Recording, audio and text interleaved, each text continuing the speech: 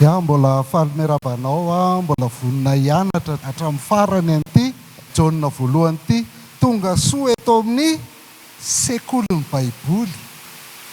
Marina fa atao amin'ny trano fiangonana tsika isaorana manokana eto ny Eglizy Episkopaly Malagasy mandray antsika foana isaka ny sekoly Baiboly fa tsy fiangonana akory ty atrehanao ty ka hieny toriteny ianao. Fa sekoly ny Baiboly misy zany toriteny amin'ny fikambanana mpiara-maka Baiboly dia miara-miasa amin'ny fiangonana rehetra dia miara-miasa amin'ny Anglikana sy fiangonana rehetra rehefa lahtsika dia samy mandray toriteny any am-piangonantsika avy. Fa misy ny fikambanana mpiara-maka Baiboly izay manampy anao hamaky Baiboly tamin'ny larobia izao dia tokony misy ny fanabeazana nakamisy tokony ny évangélisation teo dia ohatr'izay fa rehefa sekolin'ny Baiboly ny mpiara-maka Baiboly rehetra dia miaraka eto daholo dia mianatra. Fa indraindray zany tonga eto fa mbola te hihaino toriteny ihany fa tsy mazaka mianatra. Nefa ny aty amin'ny sekolin'ny Baiboly tsika dia tonga soa eto amin'ny sekolin'ny Baiboly resaka fakatoavana nalaina tao amin'ny bokin'ny Jaona voalohany. Fakatoavana nalaina tao amin'ny bokin'ny Jaona voalohany. Dia rehefa nianatra tsika zany dia nijery fakatoavana hainao zany efa atao any am-piangonana zany fa tao amin'ny Jaona voalohany manokana sy tao amin'ny Baiboly iray manontolo ny anarantsika azy tamin'ity herinandro ity dia mijerentsika ny amin'ny fakatoavana amin'ny fahalalana an'Andriamanitra hoe raha mazava izy dia mandeha amin'ny mazavintsika, raha Andriamanitra fitiavana izy dia mandeha amin'ny fitiavantsika. Ny fakatoavana an'Andriamanitra eo amin'ny fifandraisana dia nianatra tsika hoe vokatra zany fakatoavana izany vokatra fahalalana an'Andriamanitra fa tsy ezaka akory. Omaly tsika nianatra hoe fakatoavana an'Andriamanitra dia fanahafana ny Kristy dia nijery fomba anakefatra akatoavantsika zany hoe fomba anakefatra tsy hanotantsika hoe inona ny antony ataonao anatin'ny lohanao anatin'ny fonao dia mahavita mankatoa ianao dia tsy manota intsony ianao araka ny lazain'ny Jaona voalohany toko fahatelo. Ny toko fahaefatra ozy tsika dia dimy ihany tsika fa efa hitakitatsika teneny ihany ny patiny fa androany tsika hijery toko fahadimy dia izao ny fandehana. Rehefa avy nianatra tsika hoe ny marika amantarana marina ny tena kristiana marina, rehefa avy nianatra tsika hoe zanak'Andriamanitra marina ve ianao dia androany amin'izay jerentsika ka mampanina raha zanak'Andriamanitra inona amin'izay raha ny antoka ho antsika raha zanak'Andriamanitra tsika raha tena kristiana marina tsika dia inona no antoka ho antsika any amin'ny faran'ny boky amin'izay satria androany mamarana azy. Toko fahadimy andininy fahatelo ambin'ny folo ka hatramin'ny faha-raika amby roapolo. Jaona voalohany toko fahadimy andininy fahatelo ambin'ny folo ka hatramin'ny faha-raika amby roapolo vakiako. Izany ny soratako taminareo izay mino ny anaran'ny zanak'Andriamanitra mba ho fantatrareo fa manana fiainana mandrakizay ianareo. Ary izao no toky hananantsika eo anatrehana. Raha mangataka zavatra araka ny sitrapony isika dia miaino antsika izy. Ary raha fantatsika fa miaino antsika izy na inona angatantsika dia fantatsika fa azontsika izay angatantsika aminy. Raha misy mahita ny rahalahy manao otatsy mitondra ho amin'ny fahafatesana dia aoka hifona ho azy izy ary Andriamanitra nanome azy fiainana ho an'izay nanao otatsy ho amin'ny fahafatesana izany. Misy ota ho amin'ny fahafatesana tsy mba lazaiko fa tokony hangataka amin'izany izy. Ota avokoa ny tsy fahamarinana rehetra fa misy ota tsy ho amin'ny fahafatesana. Fantatsika fa izay rehetra nateraka Andriamanitra dia tsy manota fa ilay nateraka Andriamanitra no miaro azy ka tsy mikasikazy akory ilay ratsy. Fantatsika fa avy amin'Andriamanitra sika ary izao tontolo izao kosa mipetraka eo amin'ilay ratsy avokoa ary fantatsika fa tonga ny zanak'Andriamanitra ka efa nanome antsika ny fahazava-tsaina mba ho fantatsika ilay marina ary isika ao amin'ilay marina ao amin'i Jesosy Kristy zanany. Izy no Andriamanitra marina sy fiainana mandrakizay. Zay zany no hojerentsika indray androany hoe inona ny antoka ho antsika zany raha ohatra tsika ka kristiana. Andininy fahatelo ambin'ny folo.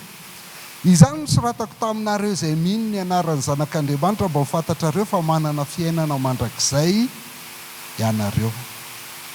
Arak'izay tena hoe famitinana ny zavatra nosoratany Jaona rehetra, izany no nosoratako taminareo. Famitinana ny zavatra rehetra nosoratany teo aloha zany io izay fitaomana ny mpino hankatoa, fitaomana ny mpino ampiatra amin'izay izay rehetra heniny zay. Dia milaza izy hoe inona ny antony nanoratako, inona ny anton'ity taratasy ity, inona ny tena voto ato tanjon'ity taratasy ity. Dia ozy hoe izany nosoratako taminareo.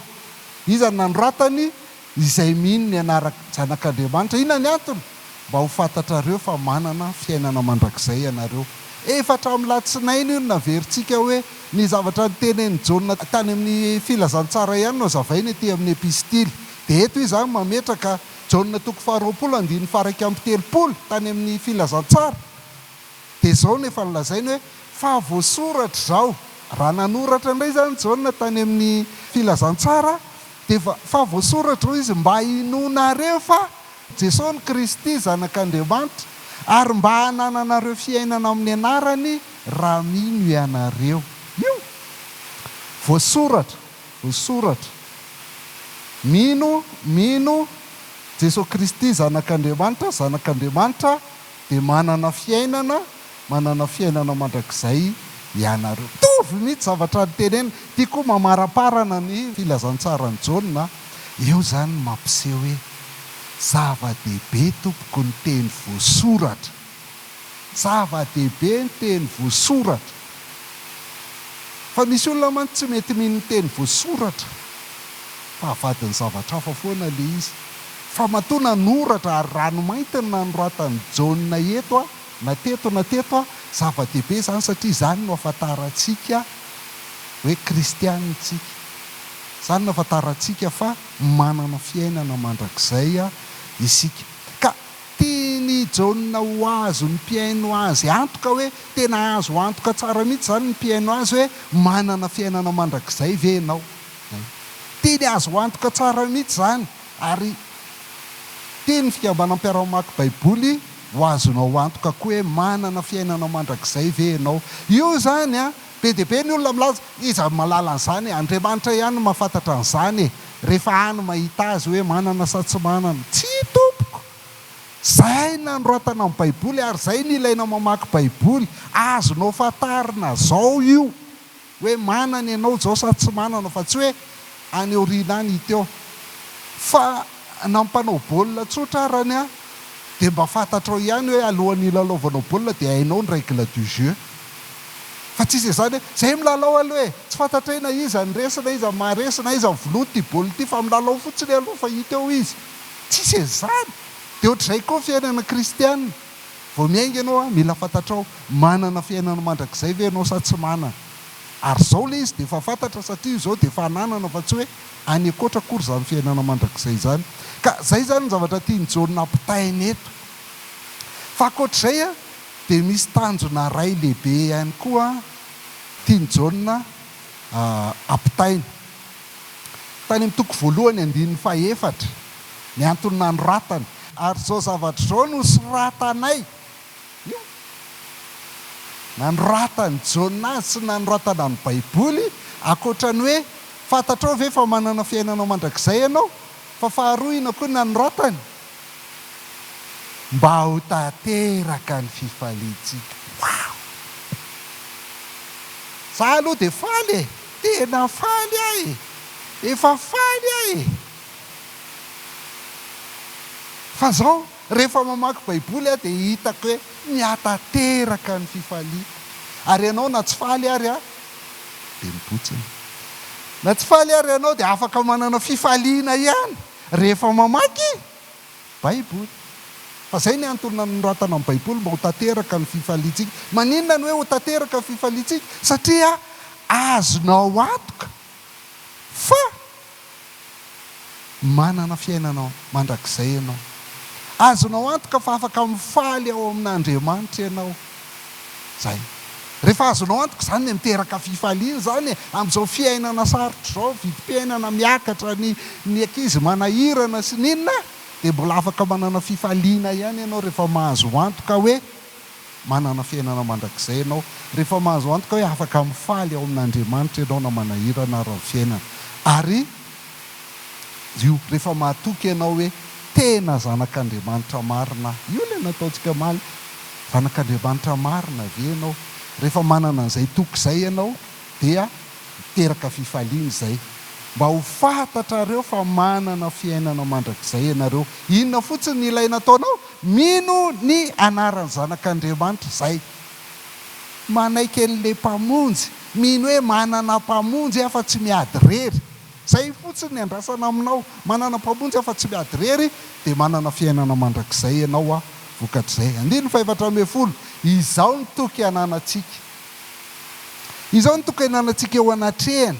Raha mangataka zavatra araka ny sitrapony isika dia miaino antsika izy. Ary raha fantatsika fa miaino antsika izy, na inona angatahantsika dia fantatsika fa azontsika izay angatahantsika. Wow! Io tena tsara. Tsara indrindra.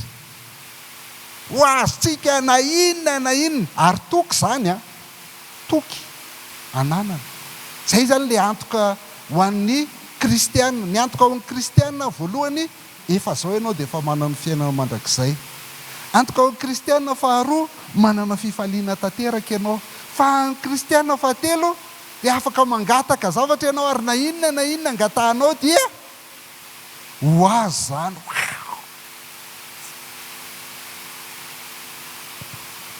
Fa mila mamaky tsara. Eo mantsy ianao ny tena ary zaka hoe mbola tsy tena zanak'Andriamanitra taloha ohatra nangataka fa tsy mety azoko le izy. Tsy zany? Sa nangatahanao azo daholo? Ohatra nisy nangatahako tsy azo nefa ito izy miteny hoe na inona angatahantsika. Dia fantatsika fa azontsika izay angatahantsika. Any amin'ny toko fahatelo 12 dia efa niteny an'io izy. Verina ihany le malala. Bien aimé ozy amin'ny teny frantsay, ry olo tiako. Hitanareo izay le mahalala sy ny fitiavana. Ry malala. Raha tsy manameloka antsika ny fontsika dia manana toky ao anatrehan'Andriamanitra tsika. Toky. Zay le antoka izay tena anisan'ny zava-dehibe maha-kristiana, manana toky ao anatrehan'Andriamanitra isika. Ary na inona angatahantsika dia raisitsika avy aminy satria mitandrina ny didiny sy manao izay ankasitrahana eo imasony isika. Misy eto hoe inona le na inona io fa hoditsika tsy hita aloha. Akapobe hodiana tsy hita foana izay mahasosotra fa izay tsara ihany ny raisiny. Ny raisitsika aloha zao dia hoe na inona angatahantsika dia azontsika verina eto, na inona angatahantsika dia raisitsika avy aminy izany. Fa misy condition kely eto hoe satria maninona ozy izy? Satria mitandrina ny didiny sy manao izay ankasitrahany eo imasony isika io. Dia io efa nyresantsika hatramin'ny laroby hoe ilay mitandrina ny didiny dia vokatry ny fahalalana azy. Ilay mitandrina ny didiny dia vokatry ny fitiavana azy. Dia tsotra kelikely izy. Rehefa miaraka amin'ny olo tianao ianao ka na inona angatahanao amin'ilay olo tianao, men'ilay olo tianao anao zany. Satria io tianao. Rehefa fantatrao io olo io ohatr'izao izy dia omeny io anao zany fa satria io olo io mahafantatra anao sy fantatrao ary tianao. Dia mazava ho azy fa raha fantatrao ilay olona dia fantatrao hoe raha tiany angataha, ianao zany tonga dia malala hoe raha tiany angatahako raha nga dia tsy ho azoko aho. Fa tsika tsy tena mahalala an'Andriamanitra loatra dia angatahantsika ihany izy aloha dia hita eo na ho azo na tsy ho azo. Rehefa tsy azo izy dia insistena kely, averina kely. Dia farany naovana grève de la faim mbola tsy manome ihany. Aizany tsy hanome eo farany. Ny dikany hoe manana toky zany hitanareo naverina indroa mihitsy izy atao amin'ity Jaona voalohany ity. Ny dikany hoe manana toky dia afaka miteny malalaka, tsy manana tahotra, tsy manana ia. Zay ny dikany. Dia afaka miresaka mivantana, miresaka malalaka amin'Andriamanitra ianao zany satria zanany. Zay ny dikan'ilay manana toky anankiroa hoe zao ny toky ananantsika.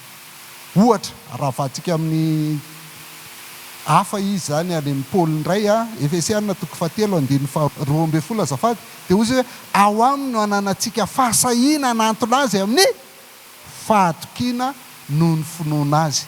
Io le finoana ny resahantsika teo tsy zanak'Andriamanitra ianao raha tsy mino an Jesosy Kristy, fa ao amin'ny Kristy no ananantsika fahasahiana antona an'Andriamanitra ny fahatokiana. Satria averiko ihany le Andriamanitra tontsika io hoe Andriamanitra masiny, zay ny dikany hoe Andriamanitra mazavy. Mazavy io Andriamanitra io, ka rehefa Andriamanitra mazavy io tsy misy pentipentina ao aminy. Ianao nefa misy pentipentina fahotana tsy fahatanterahana ao aminao raha enao amin'ny maha-enao anao no manantona an'Andriamanitra, vitany aminao. Tsy afaka manantona an'Andriamanitra tsika mahisika tsika, fa ao amin'ny Kristy dia lasa manana fahasahiantsika manantona azy amin'ny fahatokiana. Io manana toky amin'izay zany tsika manantona an'Andriamanitra manomboka eto. Tia nresahana omaly ty Hébreu 4:5-12 mba tadidinao kely. Tadidinareo ve? Tsy tadidy. Aoka sika anantona ny seza fiandrianan'ny fahasoavana amin'ny fahatokiana. Tena afaka manantona an'Andriamanitra amin'ny fahatokiana isika mba azahoantsika famindra-po sy ahitantsika fahasoavana ho famonjena amin'ny fotoana ilana an'izany. Mandrisika mihitsy zany ny tenin'Andriamanitra hatramin'izay dia fankatoavanao foana ny anarantsika. Atsinainy, talata, larobia, alakamisy. Androany mianatra vavaka amin'izay tsika hoe tena afaka manantona eny le seza fiandrianana. Eritrereto zany hoe mpanjaka lehibe dia enao io afaka manantona seza fiandrianan'le mpanjaka dia manana toky ianao anantona eo hoe za raha manantona eo tsy vonoana io mpanjaka io zany. Tadidinareo tantaran'i Estera raha mbola natahotra nefa vadin'ilay Artaxerxes. Dia fa tsika manantona ny seza fiandrianan'Andriamanitra, ny fahasoavan'Andriamanitra dia afaka manantona. Inona ny vokatra azo rehefa manantona eo? Mahazo famindra-po, mahita fahasoavana ho famonjena amin'ny andro mahory. Avy rehefa fotoana ilanao azy dia toy io ny valim-bavak'Andriamanitra tompoko tsy mbola misy tara zany. Aza mieritreritra tsy tara zany, fa tsy maintsy tonga amin'ny fotoanany foana. Mahatara entre guillemets ny valim-bavaka dia ianao ny tsy mahandry. Ianao ny tsy mahandry, fa Andriamanitra manana ny fotoanany. Dia ataoko amin'ny teny frantsay izy amin'izay mazava tsara ny teny gasy hoe tout ce que Dieu fait est parfait en son temps. Ny zavatra ataon'Andriamanitra dia tsara daholo, fa amin'ny fotoana ilana azy dia tonga io. Tsy tara zany. Ny Jaona 5:15-12 verina ihany tsika eto zany. Hanomboka hijerintsika zany ny asehoko eto aloha zao dia zao hoe ny antoka ho an'ny zanak'Andriamanitra dia zao afaka manantona ny seza fiandrianan'Andriamanitra tsy amitahotra ianao, ary afaka mangataka ninninona tianao angatahany ianao, fa mihaino anao izy ary manome anao. Zay aloha ny jerentsika teo. Fa faharoa, inona amin'izay raha zao le condition teo zany hoe mila mahalala azy, mila tia azy ianao. Ny Jaona 5:15-12 Jaona ihany koa no miteny tsy anareo ne nifidy ahy fa za no nifidy anareo ka nanendry anareo mba handesy amo ary mba hareta ny vokatrareo. Ao rahantsika mamaky ny toerana.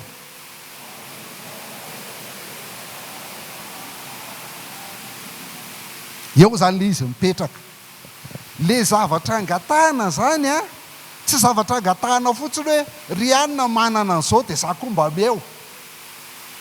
Ry anina manana katikatra za koa mba meo. Ry anina manambady dia za koa mba meo. Ry anina mananjanaka za koa mba meo. Ry anina tsy zany. Andriamanitra manana nitondrany ny zanany tsirairay avy. Mety hanome izy fa amin'ny fotoanany. Zay ny anankiray. Fa eto ny zavatra teneniny dia zao hoe ny antony hanomezany mba omeny ray anareo izay rehetra angatahanareo amin'ny anarana na inona. Ny antony hanomezany dia ahafahanao mandeha sy mamoa ary haretany vokatrao. Na inona laza aminao fa na helikoptera ary no ilainao ahafahanao mandeha sy hamoa ary hareta vokatrao dia omen'Andriamanitra anao zany. Fa ilainao ve zany? so dia tsy helikoptera no ilainao fa le miresaka amin'le mpivarotra mofo akondro andehananao ividianana gote isakariva io ataon'io iny helikoptera manidina re resy jesosy tsy ilaina zany raha katikatra ny ilainao afahanao mandesy mamoa ary areta mena Andriamanitra anao zany fa tena ilainao ve zany any le olana fa nytianambara na inona na ahoana dia manana tokontsika hanantona an'Andriamanitra satria zanany dia manana tokontsika hanantona an'Andriamanitra tsy amitahotra sy ny inona na inona dia asehoko anareo amin'izay le anankiray izay tsy hitan'ny olona matetika fa tsy indrina fotsiny hoe na inona izao ny toky hananantsika eo anatrehany ao iarahantsika mamaky isa roa telo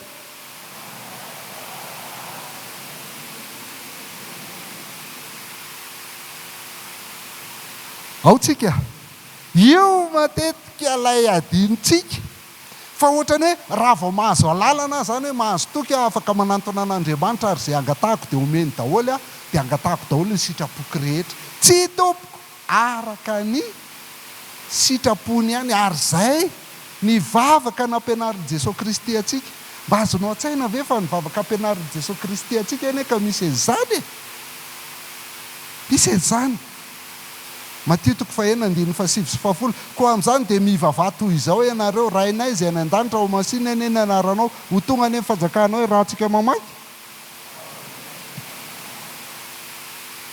fa hay tsy enjery io fa tsy hay mihitsy fa voavita io na talohany io matetika moa zany io le vavaka famaranany avakatsika fa rananay amin'le vavaka tsara indrindra nampianarinao rainay izay an-danitra nefa ny teo aloha teo vavaka rehetra nataonao zao sitrapoko Andriamanitra mba ataovy kely zao ty faharoa ty sitrapoko fahatelo ty sitrapoko taterao sitrapoko amen nefa aveo anao manao hoe atao ane sitraponao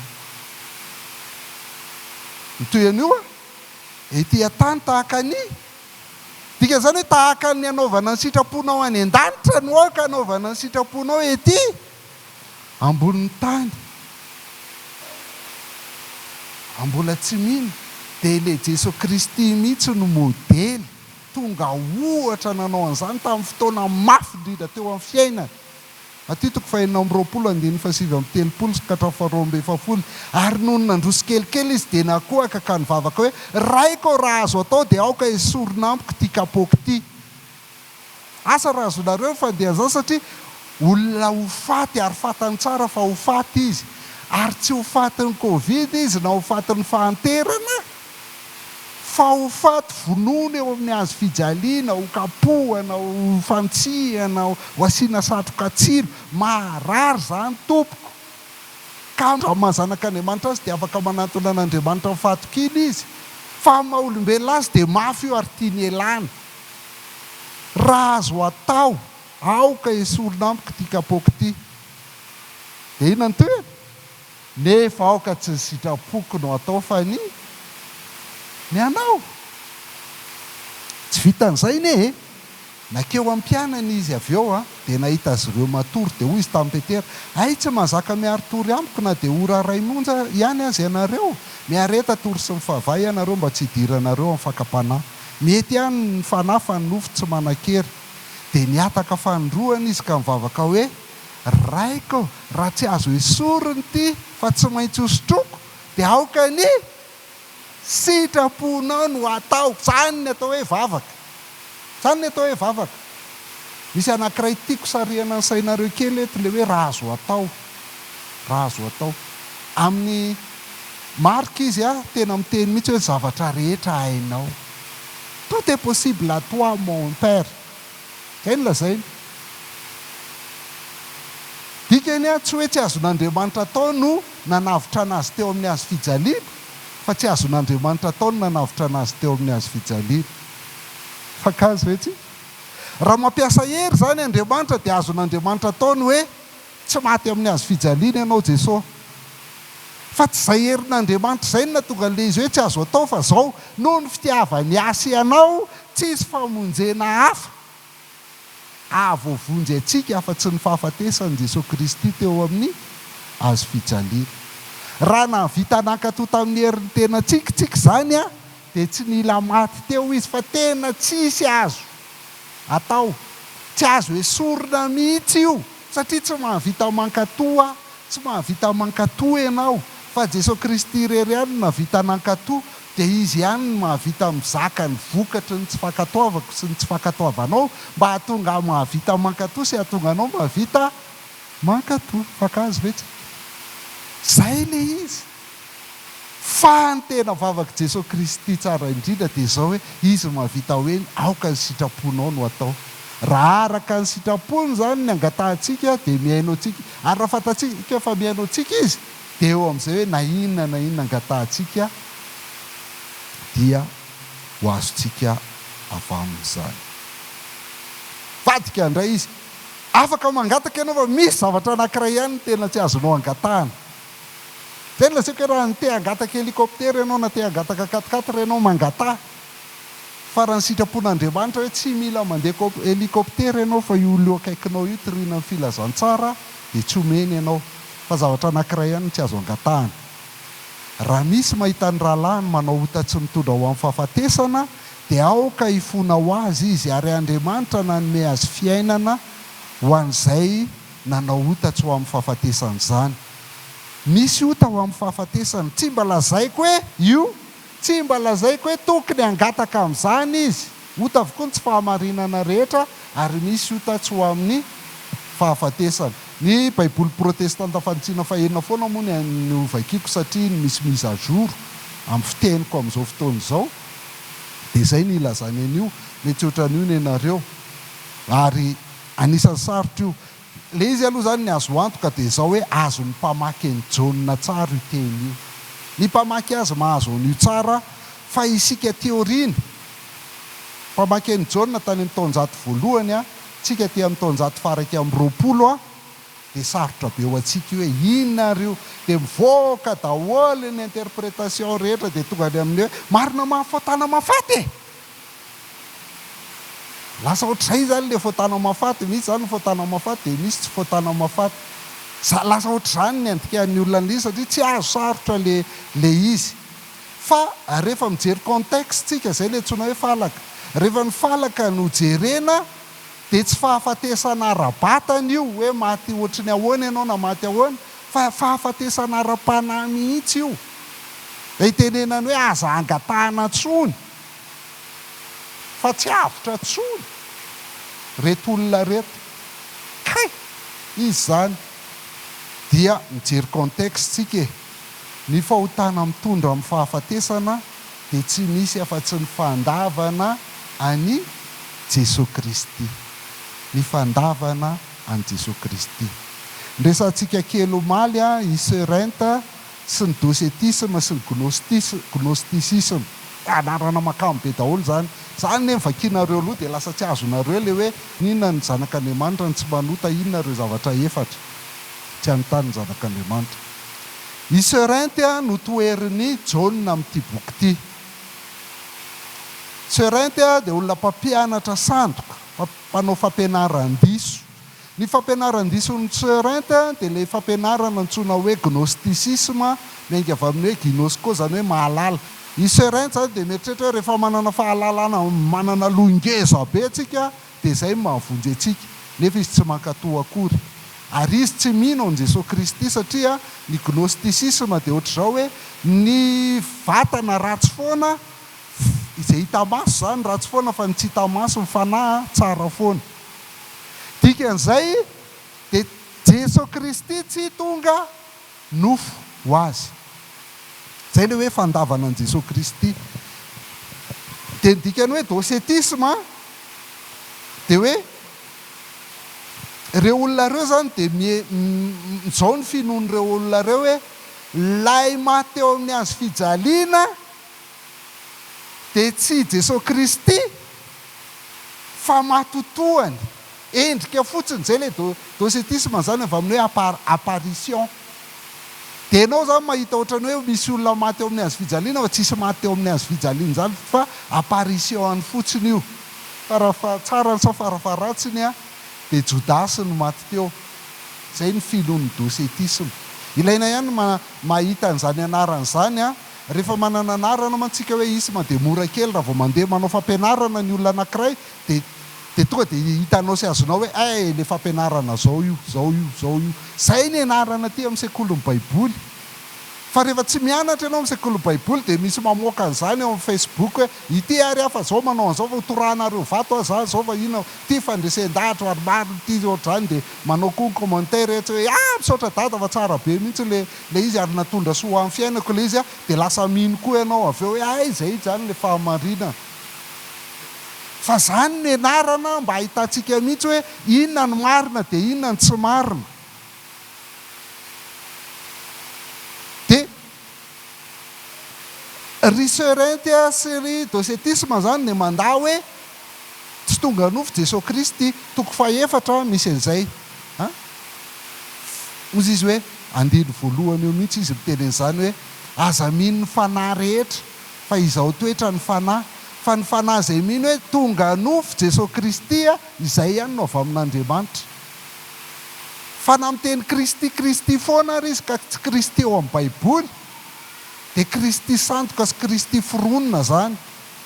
Ary le mpampianatra sandoka reo zany serenty sy ny dosetisma no antsony Jaona hoe antikristy. Le olona tsy mino an Jesosy Kristy no antsony hoe antikristy. Ao amin'ny toko faharoa andiny faha 7 misy an'izay tsy vakitsika ateo hoe avy teto amintsika ihany ny lahan'ireo nefa tsy mba namantsika izy fa raha toa ka namantsika izy dia mitoetra teto amintsika ihany kanefa ny ala izy mba aseho fa tsy namantsika izy rehetra.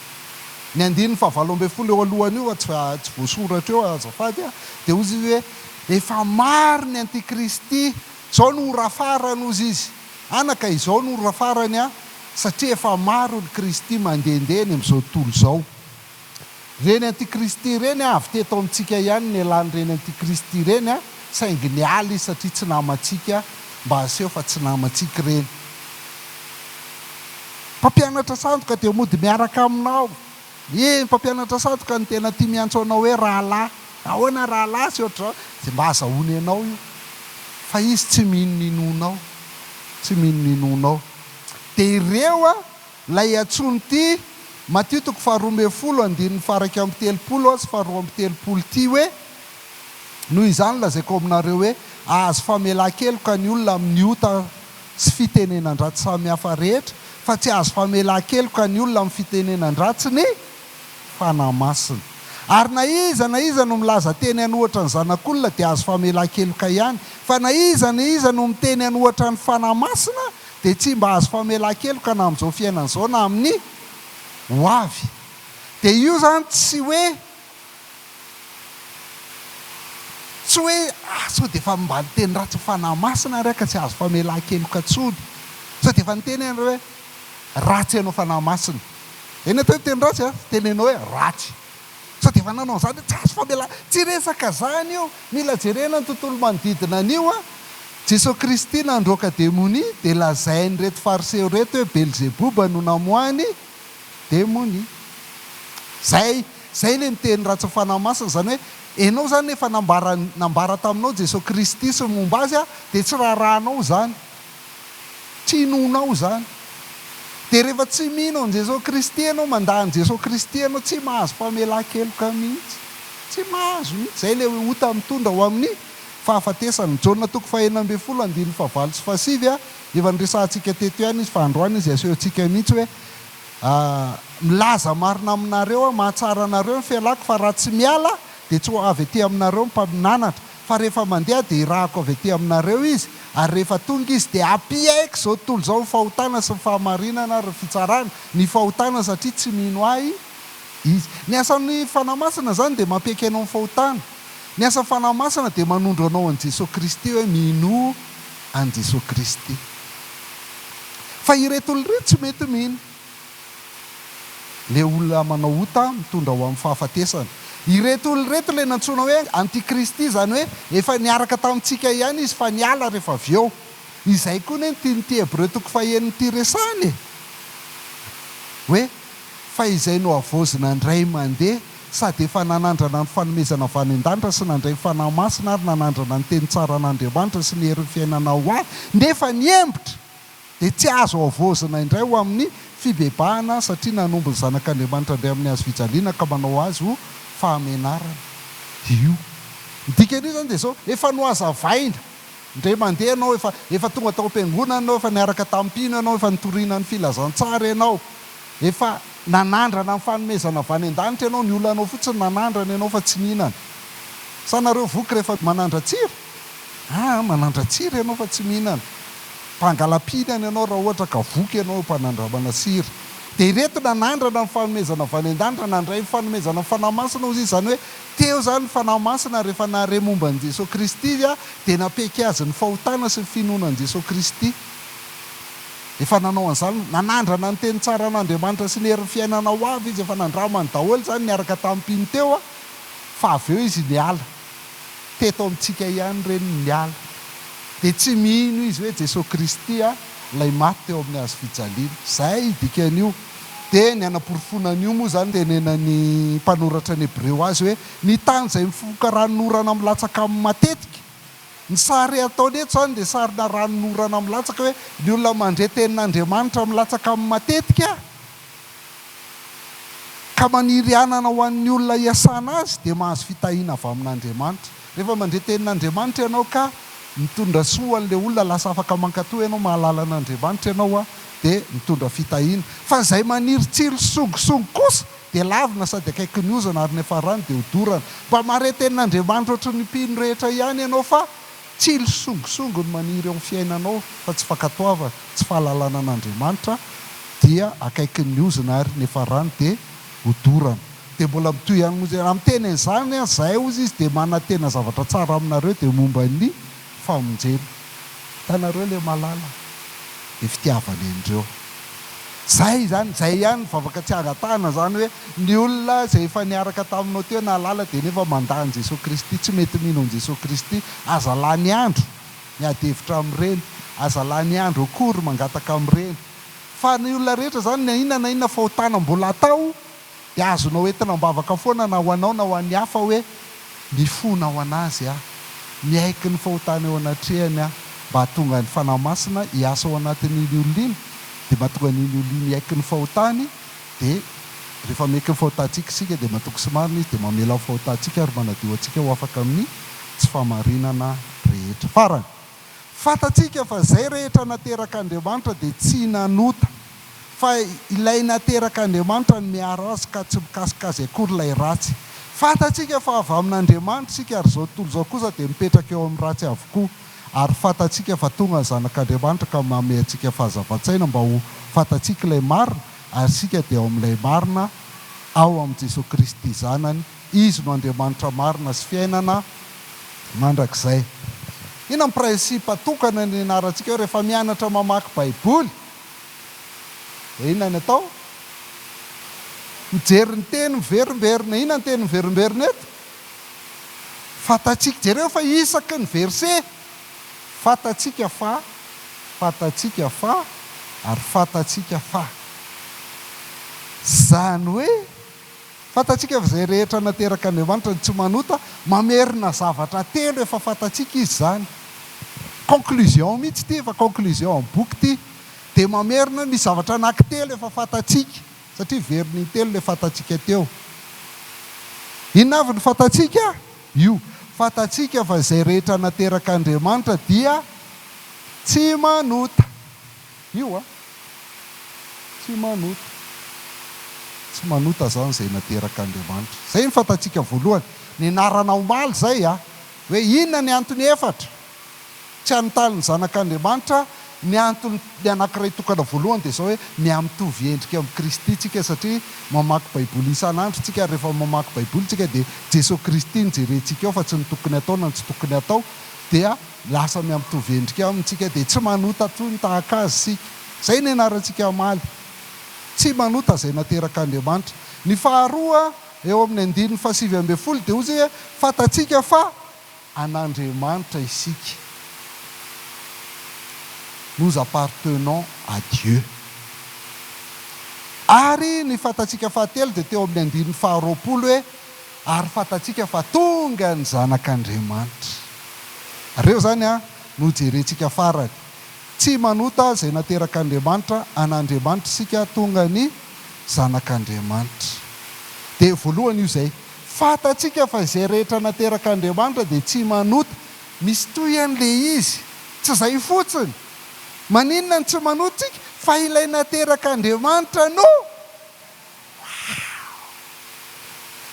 Dia maninona? Tsy mikasikazy akory le ratsy. Asa raha mba efa vakianao efa tsara. Atao am-piangonantsika dia tsy teneniko ilay teneniko. Tsy manota zany izay naterak'Andriamanitra.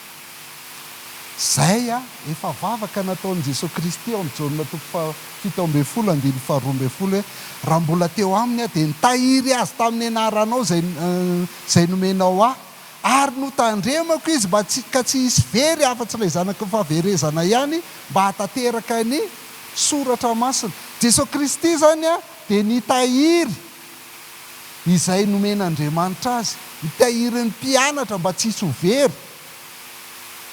Na dia nanda azy intelo ary petera, na dia nanao ina, ohatra antsika rehetra ihany mbola manota ihany, mbola tsy mahavita maka 100 isan-jato ihany dia Jesosy Kristy mitahiry io. Fa lay naterak'Andriamanitra no miaro azy. Manana mpamonjy ho ahy ianao, aza miady irery ho ahy. Fa manam-pamonjy, ary io mpamonjy io miaro anao, mitahiry anao tsy ho very io. Ngeza be ne zany. Ndraindray fiverantsika hoe Jehovah ny mpiandry ahy tsy hanan-java-mahondy dia hoe miandry ny tranonao izy ka gardien izy ty. Ianao ne afaka manakarama gardien na afaka manidy trano dia tsisy mpangalatra ny tranonao e. Fa na misy mpangalatra io tsy problème zany. Azafady amin'izay vilitsy nangalatra. Ny problème dia raha ny fanahinao sy ny fonao misy mangalatra dia lasa tsy an' Jesosy tsony. Zay ny problème satria fahaverezana mandrakizay. Fa raha vao ny akoatr'izay mbola misy mangalatra, mbola azonao ihany, mbola verina ihany iny rehefa avy eo. Mety azo tsara lavitra noho iny ary ianao avy eo. Ka le Jehovah ny mpiandry ahy zany dia le miaro anao tsy ho any amin'ny fahotana, mba tsy hikasikazy akory ilay ratsy. Zay le fiarovanaNdriamanitra anao, mba hahatonga anao tsy manota. 15 ao amin'io Jaona 7:12 io. Izaho tsy mangataka anao mba hampiala azy amin'izao tontolo izao, fa mba haninao izy? Hiaro azy amin'ilay ratsy. Ary vavaka Jesosy Kristy dia henon'Andriamanitra tompoko. Henon'Andriamanitra. Raha anisan'le nivavahany ianao. Fa raha tsy zanak'Andriamanitra ianao dia tsy anisan'ny vavahany. Hiaro azy amin'ilay ratsy. Ny 7 koa amin'ity Jaona voalohany ity, 7:7. Izay rehetra naterak'Andriamanitra ny tsy manota, satria ny voany no mitoetra ao anatiny, ary tsy mahay manota izy satria naterak'Andriamanitra. Io no ilay tenin'Andriamanitra, no ilay sperman'Andriamanitra mitoetra ao anatsika. Tsy mahay manota ianao satria naterak'Andriamanitra. Manota ianao fa tsy manota foana amin'ity manota foana ianao, fa mety latsaka ao anaty fahotana ianao. Fa raha vao manota ianao dia izay ny mba tsy mahay manota anao. Ny olona mahay manota be fa olona mandainga sina tsy tratra mihitsiny. Ianao vao manota tratra ianao satria tsy mahay manota, dia ianao tonga dia miaika ianao. Dia izay fotsiny ny fanahy masina mampiaika ianao ny fahotana, dia miaika ianao dia raha miaika ny fahotantsika sika dia matoky sy marina izy mamela ny fahotantsika ary manadio antsika ho afaka amin'ny tsy fahamarinana rehetra. Izany anie izy io e. Ny zava-dehibe zany dia izao hoe tsy manota izay naterak'Andriamanitra satria miaro azy ny tompo. Le tsy manota eto zany nakarary ny lohanareo le teny Hébreu omaly fa au présent izany hoe mitohy manota foana, tsy mitohy manota ny zanak'Andriamanitra, fa mety latsaka ao anaty fahotana ihany izy. Satria miaro azy ny tompo satria tsy natiorany intsony zany, natiorany voan'Andriamanitra mitoetra ao anatiny dia tsy manota izy, tsy mahay manota izy satria naterak'Andriamanitra. Mitadiava mpamonjy tompoko fa io mpamonjy io miaro antsika. Io mpamonjy io mamonjy antsika tsy ho latsaka amin'ny fahotana. Faharoa, fatatsika fa avy amin'Andriamanitra isika. Io ilay fatatsika faharoa, avy amin'Andriamanitra tsika ary zao tontolo izao kosa dia mipetraka eo amin'ilay ratsy avokoa. Io zany mametraka. Zay antoka ho an'ny kristiana, zay ilay loha hevintsika androany. Inona ny antoka ho antsika? Tsika avy amin'Andriamanitra, tsika an'Andriamanitra, tsika dia tsy eo amin'ilay ratsy no mipetraka fa hiava amin'Andriamanitra. Mila fantatsika fa misy fanjakana roa eto ambony ty tany ty efa nyresantsika ihany omaly. Misy fanjakana roa eo. Ny Jaona 5:10 milaza hoe avy amin'izao tontolo izao ianareo. Raha avy amin'izao tontolo izao ianareo dia ho tiany azy izao tontolo izao. Fa satria tsy avy amin'izao tontolo izao ianareo, fa za efa nandidy ianareo avy amin'izao, nifidy ianareo avy amin'izao tontolo izao dia halan'izao tontolo izao ianareo. Ny fanjakana anankiray zany dia izao tontolo izao. Jereo vao miteny ny tenin'Andriamanitra hoe izao tontolo izao dia ilay olona betsaka ambe folo zany. Tsika ilay vitsy anisa fa izao tontolo izao zany be anisy zany. Amin'ny alahelo lehibe no ilazako an'izany aminareo. Ny fanjakana iray zany dia izao tontolo izao. Fa ozy izy hoe efa nifidy antsika avy tamin'izao tontolo izao Andriamanitra, tsika koa tao anatin'io fa nalany Jesosy tao anatin'io dia lasa halan'izao tontolo izao tsika. 4:4 efa nomeko azy ny teninao ary halan'izao tontolo izao izy satria tsy avy amin'izao tontolo izao, tahaka tsy avy amin'izao tontolo izao. Tsika zany tsy anisan'izao tontolo izao intsony.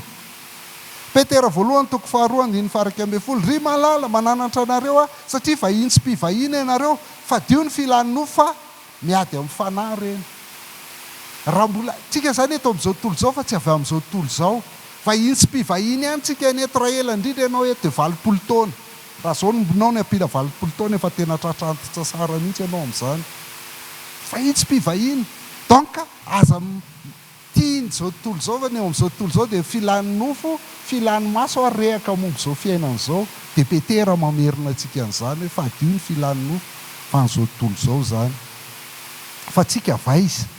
Hébreu 2:17.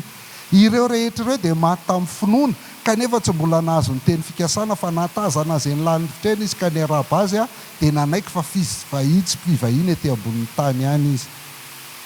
Vahiny sy mpivahiny tsika fa vaizitsika ny fanjakantsika. Filipiana 2:20. Fanjakantsika dia avy any an-danitra, avy amin'Andriamanitra isika, an'Andriamanitra isika avany dia any ny andrasantsika mpamonjy. Fa raha tsy mila mpamonjy ianao, tsy miandro mpamonjy ianao dia tsy an'ilay any an-danitra ianao zany fa n'izao tontolo izao. Raha tsy mila mpamonjy ianao atonga anao avita mankatoa fa vitanao rery io dia an'izao tontolo izao ianao fa tsy an'ny Jesosy Kristy. Jakoba 2:4. Ry mpijangajanga tsy fantatrareo fa fandrafiana an'Andriamanitra ny fisakaizana amin'izao tontolo izao, ka na iza te ho sakaizan'izao tontolo izao dia fahavalon'Andriamanitra izy. Dia eo zany tsika no misafidy. Fa ny zavatra efa fantatsika nefa dia isika avy amin'Andriamanitra fa tsy avy amin'izao tontolo izao.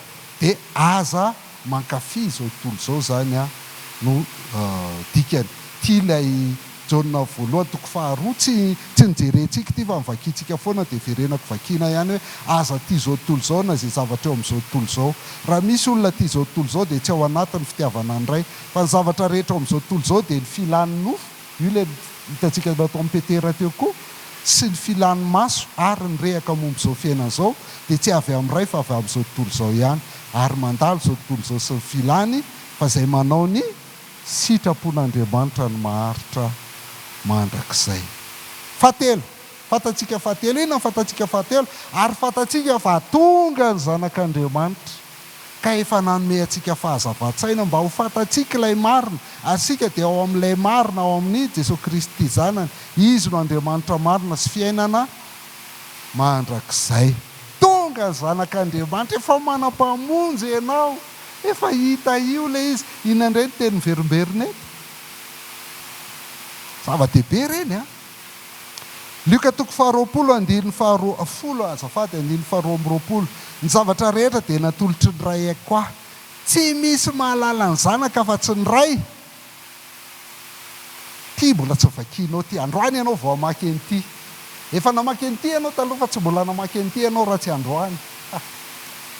Ny zavatra rehetra dia natolotry ny ray aiko aho.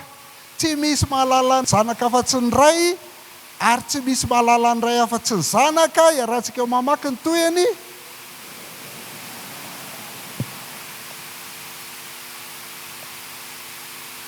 Kaikay izay tiany zanaka anehoana azy ihany ny mahalala an'Andriamanitra. Miangatra koa ilay Andriamanitra. nanome antsika fahazava-tsaina mba ho fantatsika ilay marina. Izy a naneho antsika an'ilay marina, ilay zanaka. Fahasoavana matoa ianao malala an'Andriamanitra. Betsaka anie mba mitady hamaky baiboly ihany e, fa tsisy azony mihitsy io na kely ary. Fa matoa misy azonao io dia fahasoavana zany. Zany tsy azo amin'ny saina fotsiny fa Andriamanitra Jesosy Kristy manome fahazava-tsaina antsika mba ho fantatsika ny marina, manome intelligence atsika mba ho fantatsika ny marina. Zay miveriny ny telo le marina eto, ka le marina eto a aletinos ndikany fa tsy aleteia.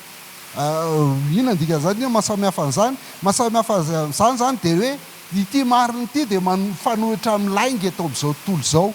Ny eto amin'izao tontolo izao dia lainga fotsiny zavatra misy eto, fa ny eo amin'Andriamanitra dia marina, izy ihany marina. Ny tiany aseho hoe dia fifanoheran'ny fahamarinan'ny fampianaran'ny apôstôly. Ny fampianaran'ny apôstôly, le lazain'ny apôstôly dia marina. Ny zavatra tenen'ny apôstôly marina, fa le tondron'ny apôstôly koa dia marina. Ilay Jesosy Kristy, io no marina. Io no marina. Dia io a mifanohitra amin'ny lainga ataon'ny mpampianatra sandoka. Fa mandainy amin'ny mpampianatra sandoka e. Gravy anie zany e. Teny Lutera ny alainy a, hoe sola scriptura. Dia amarininy ao anatin'ny baiboly, Korintiana 2:7 a, fa avadiny zavatra lazain'ny Lutera dia avadiny zavatra lazain'ny Korintiana 2:7 mba ilazany hoe tsy baiboly zany sola scriptura zany. Aza mino baiboly ianao, fa raha vao mino baiboly ianao dia mpanompo sampy. Dia ataony amin'ny teny frantsay mihitsy izy hoe bibliolatre. Fa izay voasoratra, le voasoratra hitantsika tamin'ny voalohany, ao ihany no ahitantsika ny marina. Fa lainga ny ataon'ny mpampianatra sandoka, avadiny teny Lutera. Ka ny Lutera raha moa avadiny, nefa ny antony tenenan'ny Lutera hoe sola scriptura dia izay voasoratra ihany fa hifanambony indrindra. Dia aizany tsy hamadian'ny fampianaran'ny Paoly, Korintiana 2:7. Ravy. Jesosy Kristy zany ilay marina. Io ny marina. Ary isika ao amin'io Jesosy Kristy io, isika dia ao amin'ilay marina. Isika dia ao amin'ny Jesosy Kristy a. Fa io Jesosy Kristy io no Andriamanitra marina. Eto koa tsika zany ninona ataony témoin Jéhovah, mamorona zavatra rehetrarehetra, fa tsy mamaky fotsiny ao amin'ny Jesosy Kristy zanany, izy no Andriamanitra marina sy fiainana mandrakizay. Jesosy Kristy no Andriamanitra marina, Jesosy Kristy no fiainana mandrakizay. Zay fotsiny le izy. Amorona inona ny témoin Jéhovah andahan'izany, tsy afaka mandahan'izany izy e. Fa dia dinina fotsiny, zay le lainga amin'ny mpanao fampianaran-diso. Dia io Jesosy Kristy zany ilay fiainana mandrakizay, sy no manome antsika fiainana mandrakizay. Dia io fiainana io indray koa avy eo a, io no manome antsika andresena afahantsika mankatoa. Io no mamery antsika afahantsika mankatoa, andresena ny fakapanahy, andresena ny ratsy sy ny fahotana. Ary indrindra io no alalantsika an'Andriamanitra, ilay fiainana. Izy no Andriamanitra marina sy fiainana mandrakizay. Verenako vakiny ty fa ty zava-dehibe amin'ilay hoe mahalala an'Andriamanitra. Jaona 7:7. Ary zao ny fiainana mandrakizay dia ny mahalala anao zay Andriamanitra tokana sady marina sy Jesosy Kristy zay ny rano. Zay ny fiainana mandrakizay. Ao amin'ny Kristy ny fiainana. Zay ny mahatonga anazy afaka manome fiainana be dehibe, satria izy ny fiainana. Ary zay le fiainana sy marina zay a tsy tiany Jesosy Kristy ao amin'ny Jaona 5:1 hoe izao ny lalana sy fahamarinana ary fiainana. Tsy misy olona mankany amin'ray afa-tsy amin'ny alalako. Hafa kely ny amaranany Jaona ny bokiny.